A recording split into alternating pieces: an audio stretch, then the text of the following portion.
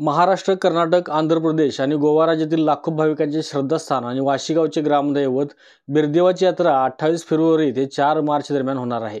यात्रेदरम्यान पारंपरिक रूढीनुसार धार्मिक कार्यक्रमांचे नेटके नियोजन करून येणाऱ्या भाविकांना सेवा सुविधा देत त्यांच्या स्वागतासाठी वाशीगाव सज्ज असल्याची माहिती लोकनियुक्त सरपंच शिवाजी जाधव मिठारी, उपसरपंच सीमा पाटील, देवस्थानचे अध्यक्ष रघुनाथ पुजारी, उपाध्यक्ष रंगराव रानगे यांनी दिली।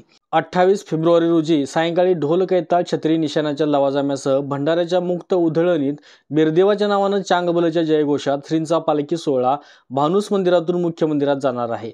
1 मार्च रोजी पहिला, 2 मार्च रोजी दुसरा आणि 3 मार्च रोजी तिसरा पालखी सोहळा होणार असून 4 मार्चला श्रींचा पालखी सोहळा पुन्हा एकदा भानुस मंदिरात जाणार आहे आणि यावेळी यात्रेची सांगता होणार आहे।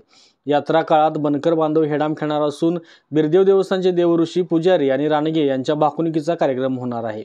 यात्रेदरम्यान करवीर पोलीस ठाण्याचे निरीक्षक किशोर शिंदे, वाशीचे पीठ अंमलदार सुभाष कांबळे, विजय गुरव यांच्या मार्गदर्शनाखाली चोख बंदोबस्त असणार आहे।